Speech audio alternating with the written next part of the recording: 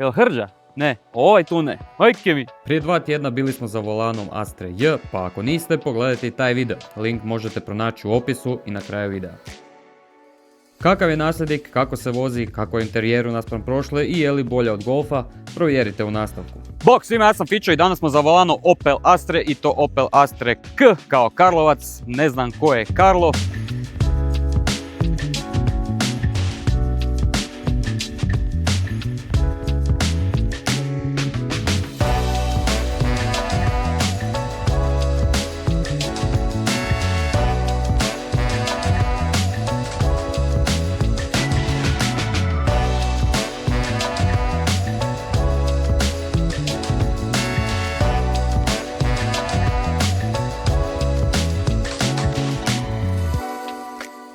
Astra je u ovoj generaciji iskoristila recept za dizajn, pa tako i K dolazi s položenim vjetrobranom i tom zdepastom, odnosno jajolikom siluetom, što sam rekao i za J, a ne znam, nije mi to nešto napeto. Uglavnom, model iz 2016. godine, 1.6 CDTI sa 110 konjskih snaga i 300 Nm okretnog momenta, što prenosi na prednju osovinu preko 6-stupanjskog ručnog mjenjača. Ovaj primjerak dolazi u Enjoy opremi, što je čak i najčešća oprema na našim cestama, a krasi ove 16-solne alu felge, prednji istražni parkirni senzori, automatska svjetla sa senzorom za kišu, infotainment u boji i to je više manje to. Nažalost, Astre nikad nisu dolazili s hidrauličnim nosačima poklopca motora, ali šta ćemo, Golf je, pa su maknuli i realno to je još i gore. Ekipa, ako vam se sviđa ovaj sadržaj, ljubazno vas molim, pritisnite subscribe, puno mi to znači da nastavimo održavati ovaj kanal u fullu. Hvala, ali nije doviđenja, idemo dalje. Auspuh, se čujemo? Halo, auspuh? Pa tu si. Aj bar nisu stavili one imitacije završetaka ispušnih cijevi, nego su ga jednostavno diskretno sakrili, jer ovo nije neki auto za pokazivanje auspuha. Poštujem. Prtljažnik od 370 litara otvara se naravno ručno, opelovski nekako. Prilično je nekako bazan, odnosno nema sa strane nikakvih pretinaca, utora. Malo čudno, mislim, ovdje s lijeve strane ima ovaj dio koji se da skinuti poklopac zapravo, pa unutra prva pomoć i da se uturat nekakve stvari. Mislim, realno zbog toga što nema tu otvorene pretince, izgleda dosta uredno i čisto, pa ajmo reći da to možda i benefit. Sa desne strane također imamo sve za krpanje, dakle ispod nemamo kotač nikakvoj dimenziji i klupa 40-60 preklopiva, odnosno njen naslon, i nemamo tunel za skije, što je čudno. Tipično opelovske ove kačke za ovu policu prtljažnika, a mislim ono funkcionira i sve, ali djeluje nekako jeftino. Vrata prtljažnika su čak izgledaju nekako teško masivno, ali nisu i jako lijepo se to zatvori, pogotovo s obzirom da nema tablice na njima, pa onda nema nikakvog odzvanjanja ni ružnog zvuka radi toga. Friend mi je rekao nemoj više govoriti materijales na prednjih vratesa ili na bilo kojih vratesa. Sad ću ga poslušati, možda u buduće neću, ajmo vidjeti. Uglavnom materijal na prednjim vratima, zadovoljan. Imamo gore pa mekanu nekakvu plastiku, lijepo je pod prstima, nemam ništa zlo za reći za to. Ovo je nekakav štof, dakle onako mekan, ok, čisto solidno. Tu je možda magnet za prljavštinu, ali realno ako se redovito održava i čisti kao što je konkretno ovaj tu model doživljavao, onda to realno nema problema. Ovaj tu dio, kao što i čujete na mikrofonu, sigurno malo retla i to je boljka ove generacije Opela i to ono, ne samo Astre, nego mislim da ama baš svih i Grenlanda itd. Ovaj tu dio se počeo ljuštiti, vjerojatno od nakida prstenja i to. Moglo je to biti i malo bolje. Dolje naravno tvrda plastika, ovdje imamo spremnik u vratima, isti nije obložen ni sa čime. S donje strane također nema ni gume, ni tapicirunga, ama baš ništa. Zvučnik. Dok na stražnjim vratima naravno imamo nešto drugačiju priču s obzirom da se ne radi ni to premium, a još manje o nekoj višoj klasi, odnosno s obzirom da je to kompakt klasa. Gore tvrdi materijali za razliku od naprijed, kvaka isto, ovo tu je nekakva ta ono, kao finija pod prstima, ali dalje tvrda plastika. Ovo je tu štof, tapicirung, ok, lijepo se drži nakon ovih 140.000 km, komad tu za ruku, naslonjen sve 5. Osim, ovo mi nekako tu izgleda opet jeftino, čudno, kao da se jednostavno nisu baš nešto potrudili, ali ajde bar imamo ovu tipku za spuštanje prozora, što na staroj generaciji nije bio slučaj. Odnosno tek u više opremi, i to mislim da je tek u Kozmu dolazila sa automatskim, odnosno električnim podizačima stakala stražnih, jel? Dolje naravno tvrda plastika i ovdje imamo zvučnik. Eto nas u interijeru Opel Astre K, ajmo ju upaliti jer ću se skuhat, vanje je baš ono kipuće vruće. Dakle, palimo je na ključ, imamo ovu ulaznu, odnosno startnu animaciju s kazaljkama, što jako volim, iako mi se tu nekako dosta sporo kreće, to zna biti puno brže na nekim drugim autima, ali ajde, trud, fora je. I jedan klik, kao na VW-ima, i palimo je. Vrata smo prošli, uglavnom tu imamo jedino, u svaki nisam spomenuo, vidjeli ste vjerojatno i sami oznake, uglavnom tipke za otključavanje i zaključavanje, centralno naravno vrata. Ajmo samo iskomentirati kontrolu retrovizora.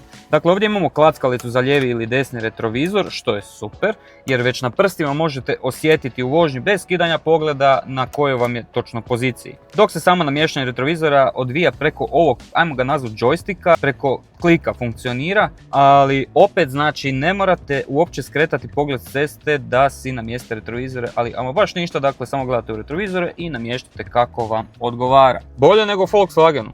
Da, onda idemo na svjetla. Sad, kontrola svjetala prilično nekakva, ajmo reći, uobičajena, iako nije u svim modelima, odnosno svim markama ovako, opet je to napravljeno na ovaj način i mogu reći da je to skroz ok. Realno on već neko vrijeme koristi ovakav način kontrole svjetala. Dakle, kotač imamo za kontroliranje samog glavnog osvjetljenja, dakle automatski pozicije i paljena, dakle kratka svjetla. Ja ću ga sad ostaviti na ovo čisto da mi to malo svijetli dok pokazujemo. I paljenje maglenki, odnosno prednjih i zadnjih maglenki. Imamo ručno podešavanje visine snopa prednjih svjetala i ovdje namještamo intenzitet osvjetljenja instrument table. Sami klaster nam izgleda ovako, lijepe nam drage kazaljke, uglavnom lijevo okreta i desno brzina, gore imamo gorivo i temperaturu i u sredini mali, to je nekakav monokrom, uglavnom display sa, dakle, board computer i informacijama koje vam trebaju za vožnju. Čudna stvar kod toga je što se kontrolira preko ove ručice za žmigavce. Dakle, s ovom tipkom menu, vi idete preko glavnog izbornika i onda imamo još ovaj tu nekakav joystick doslovno ovako na zakretanje. Ko mjenjač u novom Passatu. Bolje za ovo nego za mjenjač. Ali ajde, uglavnom vratimo se na ovo, dakle tu šetate onda kroz ove glavne menije, dakle kroz pod izbornike. Tu imamo nekakav timer, naravno to nije timer za mjeriti ubrzanje do 100, ali možda poslužiti za neko putovanje, ako vas baš zanima koliko vam treba do trajekta. Uglavnom, malo čudno, ne mogu reći da je loše, stvar vjerojatno za naviknut se, ja sam uvijek to nekako kontrolirao preko tipki na volanu i rekao bi da bi to zgodnije, s obzirom da sam naviknut to.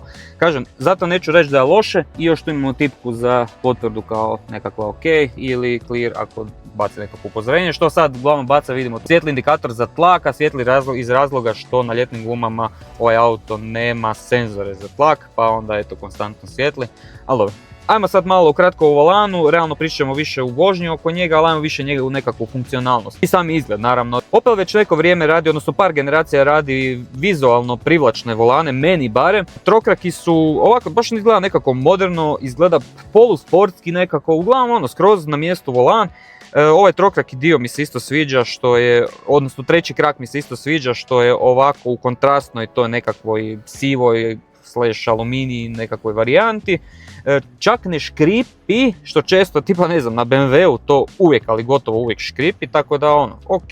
S lijeve strane imamo kontrolu tempomata, dakle vrlo jednostavno se to preko ovog sve odvija. Sa desne strane imamo kontrolu multimedije i isto čisto, solidno, dobro urađeno. Sve što trebate realno možete obaviti preko ovoga, nema realno potrebe da idete na ovaj glavni sustav. Ovo sam možda trebao reći na samom početku, ali ajde sad ću se tu ubaciti jer inače to kažem na početku. Moj čisti dojam interijera. Jako dobro zapravo. Izgleda nekako moderno, a opet ne izgleda nakrcano. Ok, auto je iz 2016. godine i tad su po meni auti imali nekako najbolje usklađen taj omjer funkcionalnosti i estetike. I realno to ovaj auto isto tu pokazuje, odnosno dokazuje, s obzirom da naspram prošle generacije maknuli su sa srednjeg ovog grebena, odnosno sa srednje konzole, onaj džumbus od tipki. Iako volim fizičke tipke, tamo ih je stvarno bila šuma, bilo ih je previše, čak i da se potrudite nakon nekog vremena naučiti taj layout i dalje, mislim da je velika šansa da ćete u nekom trenu nešto krivo nabost i nije baš bilo to najsretnije rješenje, a realno niti nije vizualno nešto izgledalo dobro. Uglavnom, ovdje su to dosta sveli nekako na ono, ajmo reći, potrebno. Dakle, najbitnije kontrole koje trebate imate fizičke, a to je ovdje multimedija, dakle shortcut za home, kontrola glasnoće, telefon i naravno sva 4 žmigavca, a dolje imamo kontrole klime, sve su fizičke tipke. Jako mi se sviđaju ovi diali, odnosno kotačići za kontrolu zona, odnosno temperature pojedine zone, dakle radi se o dvozonskoj klimi. Ovdje bi bile tipke da imamo grijana sjedala, ali uglavnom znači sve na fizičkim tipkama. Kad naučite layout, ama baš nikakvog problema. Tako da bravo Opel, ovo ste stvarno jako dobro izveli. Uglavnom ovdje se ostale postavke koje realno u vožnji u 99,9% slučajeva nemate potrebu uopće tražiti. Odvija se sve preko touchscreena koji je dovoljno responsivan, lijepo radi i stvarno nemam nikakvih zamjerki. Jedino što nema je navigacija od bitnijih meni, na primjer stavki opreme, ali ima CarPlay i Android Auto, doduše preko kabela se spaja, ali realno kad vam to treba, bez problema se spojite na mobitel za neko putovanje, ne znam, i imate full navigaciju i realno bolju nego u bilo kojem autu, dakle ugrađenu u bilo koji auto. Ovdje imamo u sredini, to je zapravo nosač za mobitel, sad nemam drugi mobitel sa sobom vani mi, ne da mi se ići po njega. Uglavnom ovdje stavite mobitel, pitanje je sad više koji mobitel tu stane, s obzirom da su svi predimenzionirani i to, pa vjerojatno i da stane neki, mislim da ni moj čak ne stane ovdje. Ali evo fora ideja da je bar nekako možda malo bolje i smislenije razrađeno. I dolje imamo naravno set fizičkih tipki, ovo je za start stop, ovdje je za isključivanje TC-a odnosno SP-a i za isključivanje pištanja parkirnih senzora. Inače auto ima prednje stražne parkirne senzore, ali nema stražnu kameru, što bih volio da ima, s obzirom da sam se budala na to naučio. Dalje ispod toga imamo ručni 6-stupanjski mjenjač, pričat ćemo o njemu naravno u vožnji, ali što se tiče same ručice, pa čisto ok, zapravo izgleda nekako dosta elegantno, lijepo leži u ruci i nemam tu šta puno drobiti. Ovdje imamo 12 voltnu utičnicu, dalje su dva cup holdera, tu ima sad nešto ključeva, ali dobro, uglavnom, evo sad ću izvaditi svoju termosicu, odnosno bocu za vodu. Ok, lijepo obuhvati, lijepo drži, nemam osjećaj da bi mogla negdje odletjeti. Kažem, ova inače mi ne stane u svaki cup holder, odnosno više je onih u koje ne stane nego stane, tako da s obzirom da ovdje stane, bomba. Top. Ručna parkirna kočnica, što mi je čudno s obzirom da u prošloj generaciji je ista bila električna. Ne znam koji je razlog iza toga, možda ovo je jeftinije za proizvest, stvarno nemam pojma, ali ajde, mislim, nije neki auto za drift ni ništa, da bi sad to bio nekakav veliki benefit, možda jednostavno lakše održavati, pa ajmo se držati toga. I naravno u sredini imamo naslon za ruku ili ti ga stalak za lakat koji se da produžiti, ali se ne da po visini kao kod Volkswagena. Sad, je li to problem? Meni iskreno nije, ali imam jedan problem, odnosno čudna stvar mi je što se ne loka kad ga izvučete u maksimalnu poziciju prema naprijed, kao što je to slučaj kod Volkswagena, i onda vam se zna desiti, meni se zna desiti, naravno držim ruku tu dok mijenjam brzine i ako malo jače nagazim ili nešto, onda mi isti zaloka ga. Pričam gluposti, ipak ga zaloka, u jednom trenu mi je, valjda kad se stisne, onda ode nazad. Ne znam, nešto čudno, uglavnom, kad se povuče skroz nazad, naravno imamo ovdje osigurač, dignemo i ispod imamo spremnik za stvari, dovoljne veličine i unutra imamo USB-A i AUX priključak. Tu dakle spojimo mobitel za Android Auto, odnosno CarPlay. Sami materijali unutra, vidjeli smo vrata kako se čuju dok smo pričali o vratima. Ovo tu sve, ova siva nekakva svjetlija plastika je nekakva mekana i odnosno kruta, zapravo nije mekana nego kruta i onda zvoni pod prstima. Ovo gore je mekano i zapravo čvrsto i tu nema nikakvih pomaka i to mi se sviđa. Ovaj tu dio opet, a nešto, mislim, realno čuje se, ali vidjet ćete kad stisnemo u BMW-u, kako to škripi. A u Mercedesu, budimo realni, još i više. Ovo tu se isto čuje nešto, mislim, realno most, srednji most je realno na mjestu i nema nešto pomaka, ni ne zvoni toliko puno, tako da, šta ja znam, ono, realno, prvenstveno moram napomenuti da ovaj auto iznimno očuvan. Dakle, ima 140.000 km malo prije navršio i vlasnik ga je stvarno pazio i mazio i to se realno vidi, za 140.000 km ovaj auto stvarno izgleda vrh. Ova tu tipka za klimu, uključiti, isključiti, izlizala se, sad ću približiti, uglavnom izlizao se ovaj film gore preko nje. To se realno da zamijeniti, ali sad, šta ja znam, čudno što se to uopće koristi. S obzirom da je za uključivanje i isključivanje klime, auto ima automatsku klimu. No dobro, gore, a ovo se čuje nekako ima puno hoda, da, nije baš nešto vrhunski. Mislim, to je sad stvar ona gdje pipamo sve materijale, realno nemate tu šta puno stiskati, osim ove tipke za svjetla, šta ja znam, ali uglavnom da, to nije baš nešto, ali realno nije ni na jednom novom autu koji smo probavali, pa hajde. Pretinac ispred suvozača, set za čišćenje mora biti, uglavnom ok veličine, ništa nije posebno, ima soft open, skroz ok.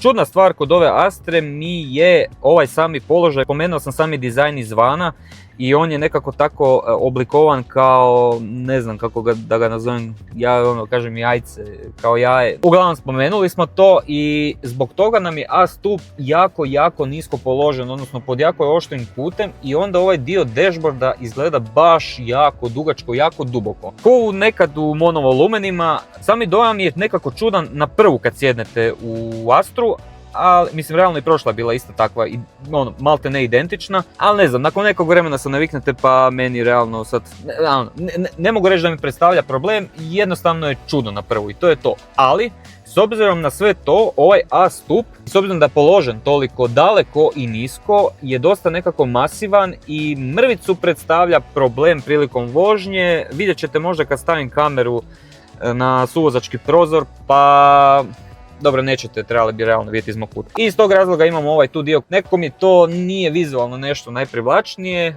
ali eto, stvar dizajna, očigledno.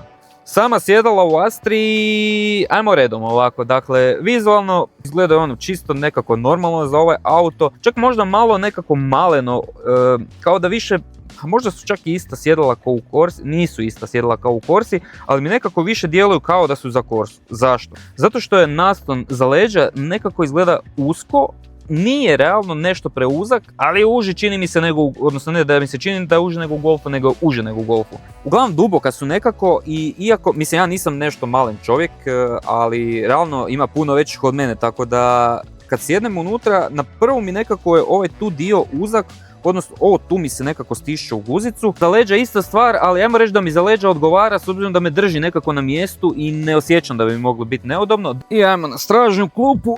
Dakle, situacija je sljedeća. Vidite i sami, moja visina je 180 cm, dakle sjedalo naravno podešeno na moju visinu, s tim da je isto spušteno skroz dolje do kraja, što znači da je još bliže nego što bi to bilo možda da vozi netko ko vozi na nešto više poziciji. Ali evo ovdje se radi o nekakvih, ajmo procijeniti koliko je centimetara, ja bih rekao da ima nekakvih 7 cm. Sjedim relativno udobno, sama pozicija, odnosno položaj sjedenja je skroz ok. S obzirom da je sjedalo tako nisko nekako i s obzirom da su sjedala nešto manja, kako sam i naprijed komentirao, auto izgleda, odnosno ne djeluje ni blizu klaustrofobično, odnosno vidite naprijed ama baš sve što se događa. Bok, ja sam fičo, a ti? Da, a što se tiče mjesta za glavu, pa više nego dovoljno, uglavnom, dakle vidite koliko imam od glave, spomenuo sam svoju visinu 180 cm, sa strane, dolazim tu da baš hoću udarat glavom, udarit ću. I nešto više osoba još i prije nego što ću ja, ali ako sjedite normalno, pogotovo ako naslon za glavu dignete, a uvijek ga trebate imati dignutog kad se vozite iza ili naprijed, uglavnom glava mora biti naslonjena radi sigurnosti, doslovno sjedite udobno, imate i više nego dovoljno mjesta za glavu i sve pet. Bok, srednji most, odnosno kako da to nazovemo, oprema za stražnje putnike. Nada, ništa. Opele, zašto u Astru niste stavili barem otvore ventilacije za stražnje putnike? Ne mora biti treća zona, ali barem otvori ventilacije. BMW Miša. Dakle, ama baš ništa tu nema doslovno ni pepeljara što se nekad stavljalo, ni 12 V utičnica, a kamoli tek nekakvi USB. Uglavnom da, nemamo ništa tu i izgleda čak možda ni zbog funkcionalnosti, ni zbog potrebe nikakve, evo, nego čisto vizualno i izgleda nekako golo kao što to izgleda i u Kiji koji smo recenzirali u prvom videu. Ništa, sad kad smo odradili ovaj, ajmo reći, dosadniji dio, naravno kreće onaj zabavniji dio. Tako da ajmo na cestu, ajmo vidjeti kako se Opel vozi.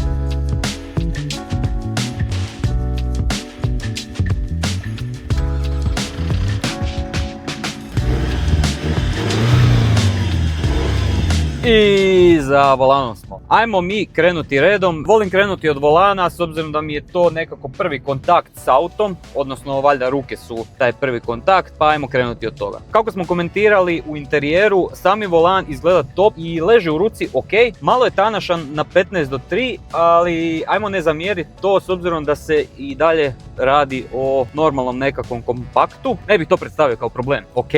Ok. Samo upravljanje preko tog volana je skroz solidno, zapravo malo me čak i ugodno iznenadilo. Jako je nekako responsivan, odnosno odmah hvata, nema ono nekakvog praznog hoda kao što bi očekivao od nekakvog ovakvog kompakta. Čak bih rekao da možda kod Golfa je to puno nekako zamjetnije. Taj nekakav free stroke, jednostavno ko da ga ovdje nema. Volan pruža minimalnu povratnu informaciju s ceste i iz tog razloga nije sad neki spektakl za voziti, naravno. Ne bismo to ni očekivali. Lijepi otpor pruža, dakle nije prečvrst, a opet nije premekan. Stvarno je volan na mjestu. Motor, kao što smo rekli, 1.6 CDTI, odnosno turbo dizel, sa 110 konjskih snaga, 300 Nm okrutnog momenta. I ajmo reći, za ovaj auto, za ovu njegovu veličinu, za ovu težinu, goni ga skroz ok. I za grad, i za putovanja, i za otvorenu cestu, i za autoput. Uglavnom imate dovoljno snage da obavite s njim što god treba. E sad, tu dolazimo do onog gdje ja bi naravno uvijek volio jači motor, a sad potreba za tim, ne znam, stvarno ne vidim nekakvu potrebu. Ovaj auto je nekako naspram Golfa dosta manje sportski, nije ni Golf sad nešto sportski orijentiran, ali ovaj je još manje nekako orijentiran. Ovo je baš nekako namijenjen za nekakvu lagodnu, finu, udobnu vožnju i realno tu zadaću obavlja sasvim ok. Jedno što nervira me možda malo, što često nekako čini mi se barem, odnosno bar ja to radim, treba prebacivati u nižu brzinu, odnosno pogotovo u drugu u koju baš ne volim nekako prebacivati, ali tu dolazimo opet onda do mjenjača koji je toliko nekako fin, fluidan, gladak, dobar da mi to ne predstavlja problem. Prijenosi su jako glatki nekako, čak bi možda rekao i glađi nego u Volkswagenovim modelima, baš je nekako intuitivan i ugodno ga je voziti, stvarno ne mogu reći ništa protiv toga. Sami mjenjač ima dosta dugačak hod, što je na prvu isto mrvicu onako čudno, jer problem nije realno sad nakon tih nešto kilometara što sam napravio na njemu, naviknuo sam se i ne mogu reći evo sad da je to stvar stvarno za koju bi se sad ulovio i krenuo brusit. Funkcionira, kao što sam rekao, sama ručica mjenjača lijepo leži u ruci i kad jednostavno prihvatite, odnosno kad se stopite s tim da je nešto dulji hod, nema nikakvih problema. Baš nikakvih. Samo koačilo isto jako lijepo funkcionira, isto mi je na prvu bilo mrvicu čudno što hvata nešto malo više nego pogotovo Volkswageni, dakle Golf i ekipa, ali opet kažem, znači doslovno par puta da se prebaci brzina, uđe vam u nogu i apsolutno ninguna problema. Sami gaz, a treba ga malo jače možda nagaziti da izreagira, ne hvata baš odmah, ali realno opet stvar navike i onda kad uhvatite, odnosno opet kad vam uđe u nogu gdje on hvata, kad ga tu pogodite, nema problema. Ista stvar i s kočnicom, dakle kočnica ne hvata odmah kao što je to slučaj često na autima. Ovo o čemu sad konkretno pričamo o toj kočnici čak mi se i sviđa jer imam osjećaj kao da je puno nekako modularnija, ako ne znam na BMW-u gdje ne reagira istog trena nego traži da ju se malo pritisne, a tad kad ju se pritisne, dakle tad vi imate, ajmo reći, mesa, odnosno imate još dodatnog nekakvog hoda gdje vi nju možete puno ljepše kontrolirati, odnosno regulirati. Taj dio mi se sviđa, odnosno volim kad auto ima takvu kočnicu, a ne kad vam lovi na početku i onda vi imate doslovno, ne znam, centimetar ili čak i manje zone za reguliranje kočione sile. Mislim, čovjek se navikne na to i sam sam se naviknuo na to, ali realno ovo je bolje. Stvarno možete puno ljepše zakočiti s tim autom. Sama udobnost u autu. To sam rekao da ćemo se tu malo posvetiti u vožnji, pa tako da ajmo se onda tome posvetiti. Krenuo bih od samih sjedala čak. Kao što sam rekao, sjedala su na oko nekako malena, ali i u vožnji se to osjeti. Čak možda na prvu kad sjednem u auto, ne pridajem toliku pažnju sjedalima, osim ako nisu stvarno nešto wow, fotelja ili ne znam što uglavnom, ali kad sam sjeo, onda je malo počela ta priča se razvijati, odnosno doživljaj i percepcija gdje, znači prvi dojam, odnosno prvi osjećaj koji osjetim je da su mi bočnice doslovno tu full blizu boka i šta sam rekao isto i u interijeru, ok je to. Drži me na mjestu, ne žulja me i mislim da čak i nakon nekog duljeg vremena da ne bi došlo do takve nekakve nelagodnosti, ali bojim se da za bedra, dakle za donji dio, bi, jer tu konstantno mi smeta. Znači, konstantno imam osjećaj da mi je nešto zabijeno u nogu, s jedne i s druge strane, i gdje god da se odnosno nemam se gdje pomaknuti, jer su baš je nekako usko. I sad, ponavljam, imam 180 cm, ne znam koliko, nešto manje od 90 kg, još nekako, ali pazite, ima puno većih ljudi od mene. Kako se oni mogu voziti u ovom? Ajde, baš pišite mi u komentare jel iko to isto, odnosno jel tko doživio neugodno iskustvo s tim, odnosno da mu je stvarno vožnja bila neudobna u ovim sjedalima. Druga stvar, kad smo kod udobnosti, a povezat ćemo to odmah i sa držanjem na cesti, je ovis. Opel Astra ove generacije pozadi nema multilink, uglavnom torzionka iza. To jel se osjeti? Da, ali ne toliko koliko sam mislio da će se osjetiti. Odnosno, u pojedinim vozilima, pogotovo Volkswagen grupacije, pogotovo Octavia, i to ću pripisati vrlo vjerojatno veličini, dakle ovo je znatno manji auto nego što je Octavia. U Octavia se to jako osjeti, pričao sam više puta, u više videa o tome, u ovom osjeti se, ali minimalno. Više se osjeti možda tijekom nekakve grublje vožnje, gdje vam stražni kraj možda ne odrađuje taj dio kao što bi trebao, kao što biste očekivali, ali sad kažem, nije za sportsku vožnju, ne traži uopće da ga se vozi na taj nekakav grdi način, da ga se vozi na rub, i tako da realno ni tu to ne predstavlja nekakav problem. A onda sama udobnost, zbog nedostatka multilinka, opet nije toliko ugrožen, odnosno auto se lijepo ponaša. Vi stvarno možete dobar dio vožnje, većinu vožnje, možete držati glavu naslonjenu na naslon bez da vas razbaca po cijelom autu.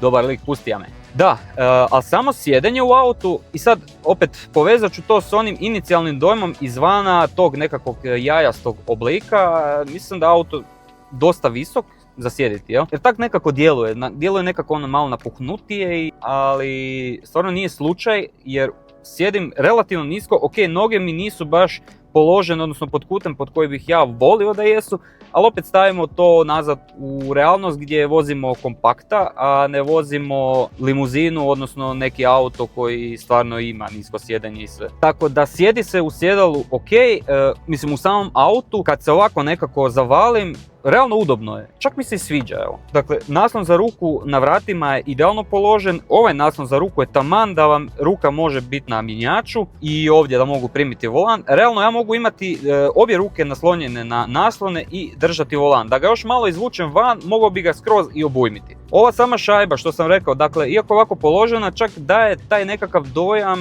ne znam ko onim, ako se sjećate, to je ne znam koji je bio, C4, ili koji, što su imali onu panoramu, odnosno onaj Infiniti vjetrobran što je išao dozdo gore skroz preko krova i onda kao imate doslovno panoramski pogled. Kao ovdje nije takav slučaj, ali vjetrobransko staklo je stvarno dosta veliko i daje nekako veću sliku prema van, odnosno veći pregled prema van. I to mi je fora, kažem, jedno ovaj A stup, čak ovaj možda i ne toliko koliko ovaj tu. U ovaj tu još koliko toliko možete, odnosno oko njega možete vidjeti malo ono da se pomaknete, ali ovaj tu, znači odakle snimam, taj A stup je toliko masivan da tu vam stane doslovno 2 auta unutra. Možda nije 2, ali 1 sigurno, i to je dosta, odnosno to realno može biti problem, može dovesti do nesreće. Jel? Realno kad pogledam ovako oko sebe, auto je dovoljno pregledan, ne mogu ništa tu cendrati.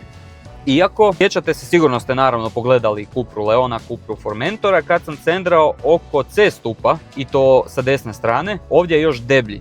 Odnosno, ovdje nema onog komadića stakla koji je bio, trokuta onog koji je bio u Cuprama, i samim tim onda je ovaj tu C stup još nepregledniji. Stvarno ne vidi se ama baš ništa kroz njega i treba se dobro nekako pozicionirati i naštimati da možete biti sigurni da vam se tu ništa ne nalazi. Zbog toga bi bilo jako dobro da ovaj auto opremljen senzorima za mrtvi kut, što nije. Uglavnom potrošnja je stvarno za ovaj 1.6 CDTI fenomenalna. Dakle, s obzirom da se radi o nešto manjem motoru, a opet sa 4 cilindra, pričamo o brojkama, dakle grad koji je nekako najgori, o 6 litara doslovno, i to ono baš ako ste začepljeni u nekakvim gužvama i kolonama. Ako se vozite na otvorenoj cesti, dakle 3,5 litre lupi bez ikakvog problema, da samo mrvicu pazite. autoput. Ako se vozite normalnim brzinama, dakle ne znam, pričamo 130, malo preko možda, on tu opet troši ispod 6 litara. Ispod 6 litara, alo, stvarno vrhunske brojke, a nemate šta realno.